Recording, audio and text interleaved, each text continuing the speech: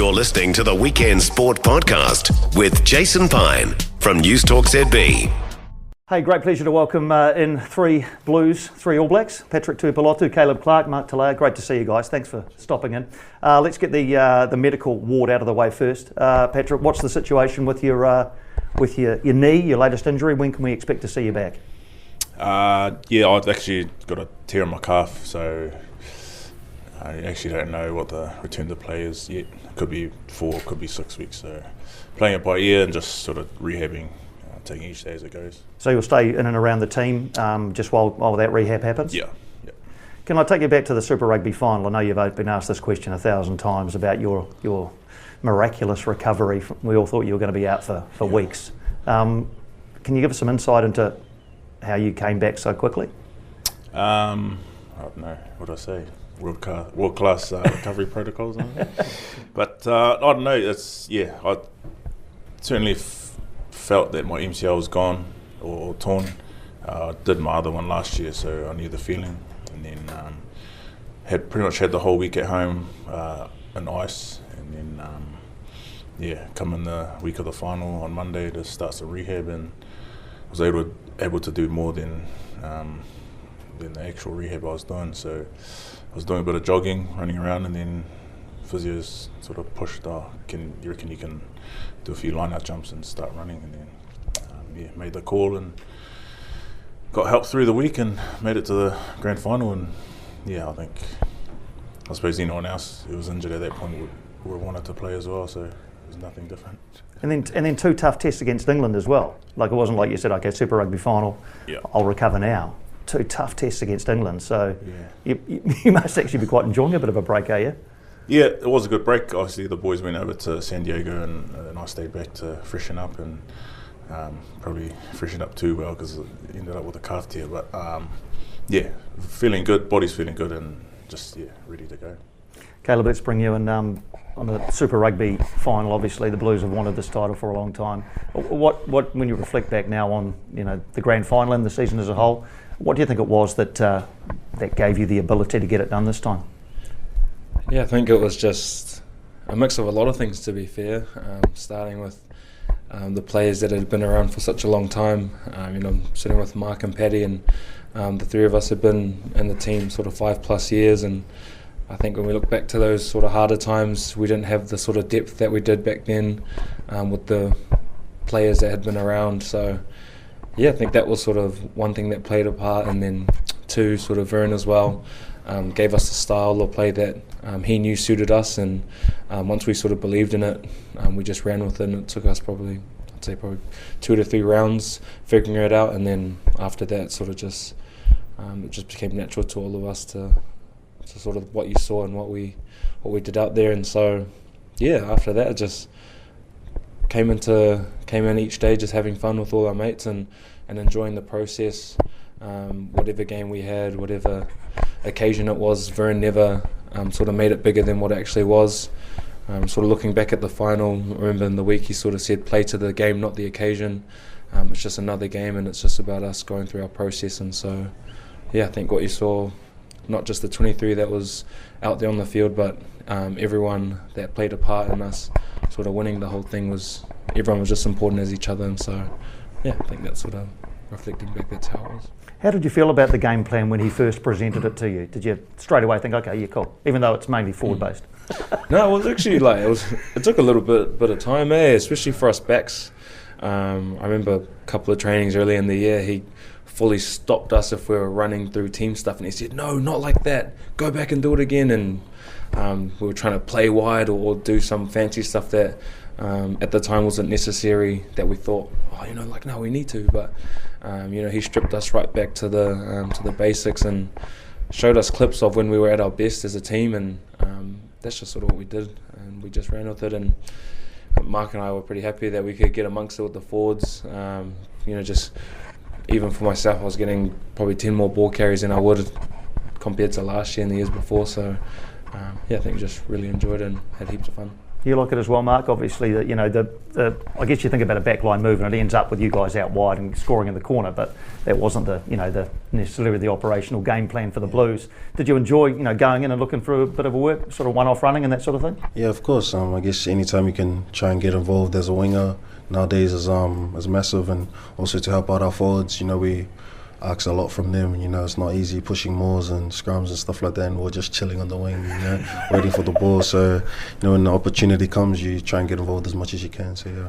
So how do you know when? I'm sure you know within the game plan, but you always hear about, look at that winger, he's looking for work. Yeah. I'm sure you're always looking for work. Yeah, when do you know when to look for work and actually when to stay where you are? I guess it varies. I guess if when your forwards are carrying and you got good momentum, you can try and pop up where you can, and I guess if you're hungry for it, if you want to score some tries like my mate did over here, then I guess you just try and get off your wing and get involved, and there'll be times where you don't, there'll be times where you do, and I think as a winger you just have to find the best moment. So 10 tries, 9 tries, right? I think in the Super Rugby. Mate, that's got 100 tries. Do you guys compete? I know it's a team game, but do you me personally, whatever gets us over the chalk, to be honest, as a team, I just want our team to win. For me, at the end, whoever's scoring, you can have our 10 having the most of try assists and not getting any credit for it, but at the end of the day, we're all there at the winning, so that's how I see it. I don't know how do you see it, bro? No, you got 10 tries, 9 tries, and you got Hoss got 12, so it doesn't really matter. So. True, whatever gets you across the chalk. Yeah. Pat, I didn't check your try stats, Patty. Would have been a couple, surely. You always pop up, there or thereabouts. What were your Blues try stats this year? I don't think I scored. You missed a couple of games, eh? So that's probably an excuse. Yeah. No, I don't think I scored. Okay. I'd happily take 0 tries, 1 championship though. Yeah. Too much. Yeah. You've been around this team for a decade now. The All Blacks I'm talking about now. But different though. No Sam Whitelock, no Brodie Retallick anymore. That's a heck of a lot of experience to come out. Have you felt the need to step into a greater leadership role in the second row and in the forwards in particular without those two there?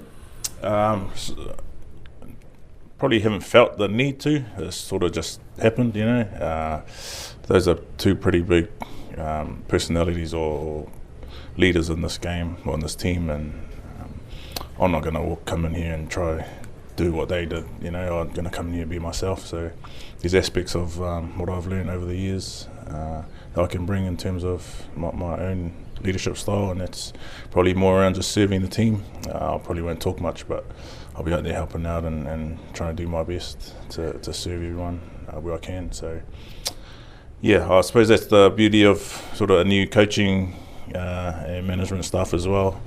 They're giving us free rein to do what we want in terms of leadership, and I think most of the leadership group now is quite young and new. Tell us about Sam Derry coming into the All Blacks. Thought he was good on Saturday night. It doesn't seem like he's overawed by it at all. What have you assessed his immersion into the All Blacks quite early in his career, obviously? But have you assessed that? Nah, he's been awesome. I feel like a proud dad talking about Sam Derry. I remember the first time I met him, sort of trying to get him to sign for Auckland or the Blues, and then. When he actually signed, I was pretty happy, and then just to see his growth. I mean, in the last year or two, he's probably become a man, I'd say, just in terms of... He's become what, sorry? Just in terms of how he's playing, he's probably developed more in the last 2 years. He's in the tough stuff, getting physical. He scored more tries than me this year. So. Yeah, well, true. I'm glad I brought that up. But can you, like I say, can you tell when a guy comes in, a new guy, especially in the tight five? Can you tell pretty quickly whether they're going to have what it takes to first fit in the Blues environment, but then potentially also make that next step? Can you tell? Yes and no. And I suppose in the case of Sam Derry, when he's come into the AB's camp, he's contributed right from the start. He hasn't held back, and that's probably the most pleasing thing to see. He's not scared to contribute and put his hand up where he can, because whatever he contributes is probably worth a lot well, I know it's worth a lot in terms of being in the line-out group and running the cutter around the forward stuff. Speaking of running the cutter, Caleb, Harry Plummer, I know he's a guy who's held in huge regard in the Blues environment. And I think that, there was, I don't know whether there was a shift or not, but everyone I think was really impressed with the way he guided you guys around when he was in the 10 jumper. He's got an opportunity in the All Blacks now as well. You, I guess, presumably knew that he had what it takes to really be a top player? Yeah, definitely. And, for myself, I've been playing alongside Has, playing against Has since school, since we're sort of like 12, 13 years old, and so it's pretty awesome getting to journey through our sort of rugby career together, and seeing him where he is now is real cool, because in the start of our sort of professional careers, he had it quite tough. Sort of the 2019, 2018 season, I know for him it wasn't his most memorable, so seeing him to where he is now, just like Paddy said, the growth that he's shown, it's just been real cool. And also with him getting to do it with his dad alongside him, Mark, who's a physio at the Blues, it's just, and this Mark too, but just getting to see his potential, and finally what we saw, especially in school. I can remember playing him and we'd be like, don't get a penalty inside our half because he'll just kick it, but just seeing him and seeing his growth, just seeing the Harry Plummer that we all know, and finally New Zealand starting to see it, it's just real pleasing to see. How do you guys go? Because there are guys in the Blues who make the All Blacks, there are guys in the Blues who get called into the All Blacks, there are guys who probably think, have designs on being an All Black and who aren't. I look at Hoskins, for example. Finlay's not in the latest squad. How do you manage that dynamic of being disappointed for the guys who aren't there, but also being part of this All Blacks team environment, which is a higher beast again? Yeah, I think it's just the balance is, like, we're all human, and we all feel for our friends, especially our brothers that didn't make it, like you mentioned. And so I think it's just taking it one step at a time. Sort of when the initial squad got announced, I remember messaging Hoss and talking to him, and I know I wouldn't be the only one as well, to sort of reach out to see how he's doing, and even with Finlay now. So yeah, it's just about taking it one step at a time, and after sort of reaching out, making sure they're good, it's parking there and then remembering that we have a job to do as well. It's a pretty competitive bunch of back three players at the moment, isn't it, Mark? Obviously you two, and then Sevu, Will Jordan's coming back, Stevie Perifeta, Bodie. How does the dynamic work in an All Blacks environment when everybody wants to play, but you want what's best for this team? I guess you compete. Everyone's competitive, and when it comes to selections, the coach pick who's performing the best, and we all support each other when whoever's selected, whoever's playing in their position, and I guess that's what we want out of each other, the best. So every time we're training, whatever it looks like, demanding so much from each other, and whoever puts their best foot forward is the player to get the position. And if the coach selects them, and I know all the boys in our team are similar, in whatever position it is.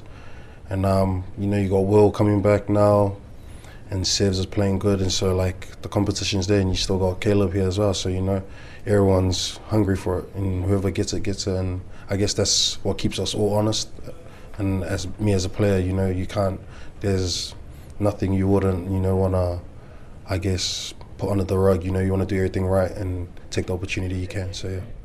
You were awarded Breakthrough Player of the Year last year.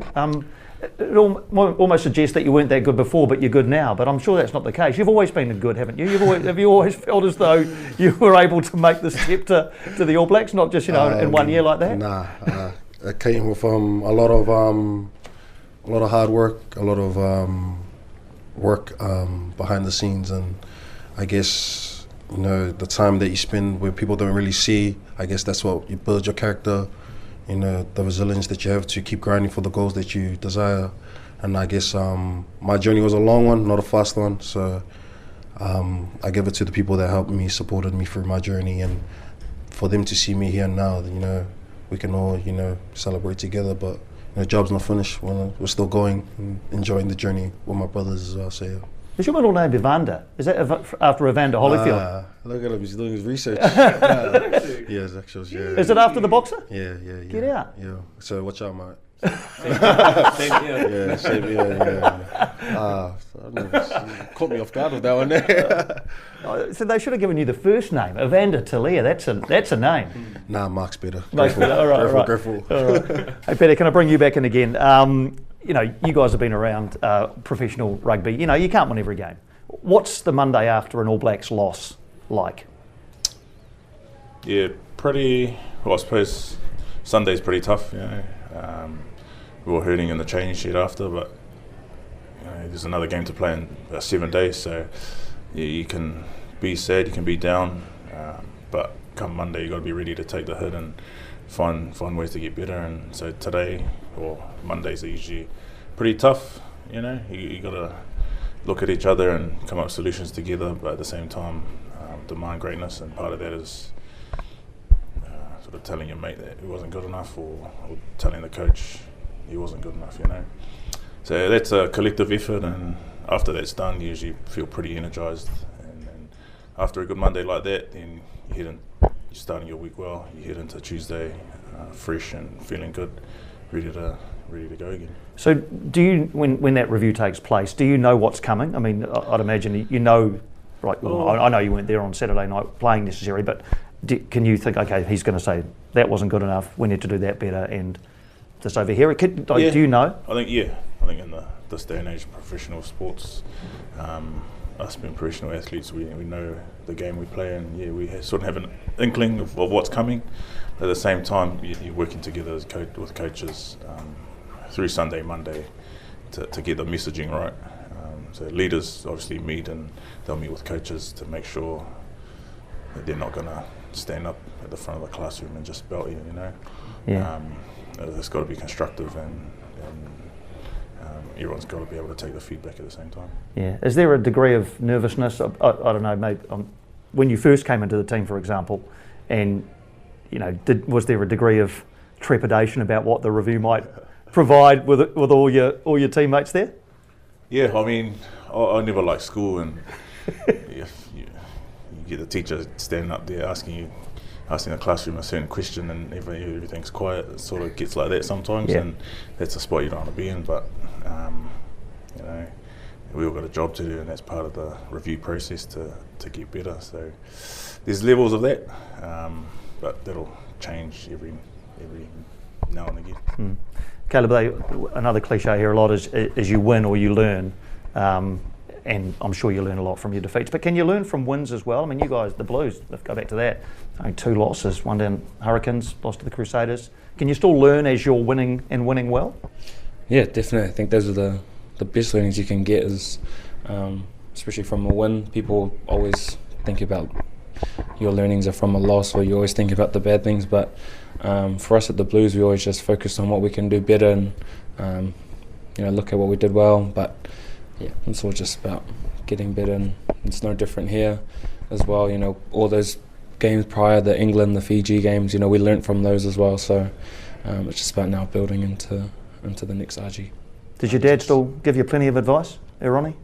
He tries to. No, he does, and it's still cool getting to. I just moved back home recently again, and after any sort of game that I've played, going home and watching it together and talking through what was sort of going through my mind at certain times, it's still pretty cool, and just seeing the eagerness that he has as a father, just to see his family doing well, and then also as a coach or as an old rugby player to know what I was thinking and what I was wanting to try and do. So yeah, it's pretty special. He was a player, man. I mean, you obviously, that's right, bang in the 90s was, my rugby awareness. He was a player. Yeah. When did you realise how good he was you knew your dad played rugby, but when did it become apparent to you how good he was? Well, to be fair, I didn't actually know much about rugby growing up, and so I remember being in primary school. It's probably my second to last year or last year of primary, where I was in the library looking at this All Black book and saw my dad, and I was just like, took it home, and I was like, Dad, this is you! Oh my gosh! And so I was just like, man, going around, my dad was an All Black, that's so crazy. And just sort of that's when it sort of realised, like, oh man, that's so cool. And then all the tapes that I'd seen growing up that was the Blues, that was the All Blacks. The people that I would call uncle were greats of the game, and so it's just real cool and pretty special. And I owe a lot to my family and how we grew up, and so just nowadays it's just about giving back and making sure I can do the same for what they did for us. Mark, how do you deal with the glare of being an All Black? Even being a Blues player, you can't walk around without being recognised. None of you can. How do you deal with it? I'm quite easy. Just stay home. Yeah, stay home. Stay in my room. I'm quite easy. But if I'm out and about, I always, share the love back to the people, that saying hi or recognise you. It comes with the sport that we play, and mostly being in New Zealand is quite small. Everyone kind of knows already, Mostly me, see a bald head. Nah, it's not that funny. Don't laugh like that. Mate, I hear you. But so I'm quite easy. I'm chill. I don't know about the other boys. Caleb loves it though. Yeah. But do you ever get mistaken for anybody else? They say, oh, there's, I don't know, Wallace Atiti or something. Wallace Atiti. We're from no hair to heaps of hair. Nah, I don't get mistaken for much, to be honest. Nah, not me. Yeah, and I'd be keen from Ollie because everybody in New Zealand's got an opinion on the All Blacks, right? And now has the means. Think about Ronnie's day. If someone had it was really just, I guess they might have run talkback radio, but they couldn't put anything online. Yeah. Anybody with a smartphone and an internet connection can put whatever they like out there, seemingly without any repercussions for them. Do you read it? How do you deal with it? What's the strategy you use, Mark? Yeah, I'm quite easy. I don't read it. Yeah. Don't read it. Don't feed into it, to be honest. Things happen in life, and that's the sport that we play.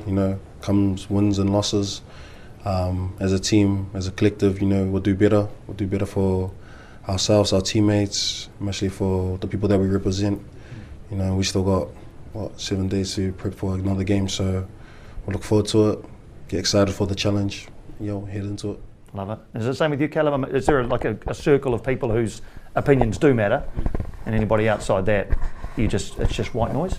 Yeah, pretty much. You have the people you trust, which would start with family, coaches, your teammates. Sort of the ones that I do feel sorry for, because us players, we probably won't look into reading comments or anything like that, but it'll be other family members that sort of go in and see it. Having to go and tell them don't react to that. People have their own opinions, they're entitled to it, but when they see people attacking us as people, us as players, your family are the ones that get hurt, not really us. So that's probably the other side that people don't really sort of realise.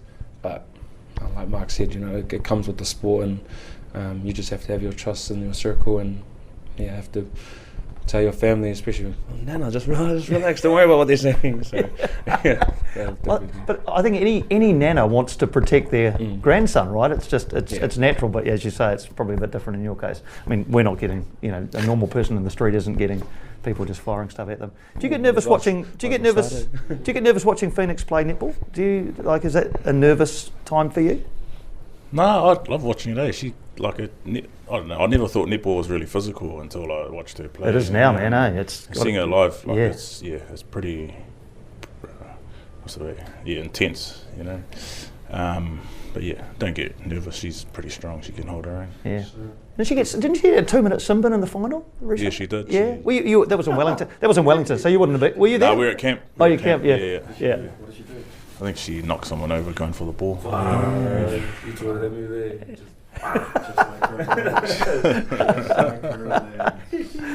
Hey, guys, it's been great to see you all. Actually, I need to ask you one more question, and that's about Eden Park. You all know the Fortress, 1994 was the last time. Does that motivate you, Patrick? Is there extra pressure that you don't want to be in the team that lost at Eden Park? How does that play into your preparation? No, I've always seen Eden Park as home, so it's, to me the Fortress is just a name. I just love playing there, I don't know, it must be pretty scary for other teams, but I suppose for us, we feel pretty comfortable there, and we certainly feel the love whenever the All Blacks are playing there, because it's always sold out. So yeah. Can't wait for Saturday. Got to wrap it up, guys. Patrick, Caleb, Mark, really appreciate your time. Thanks so much. Awesome. Thank you. Cheers. For more from Weekend Sport with Jason Pine, listen live to News Talk ZB weekends from midday, or follow the podcast on iHeartRadio.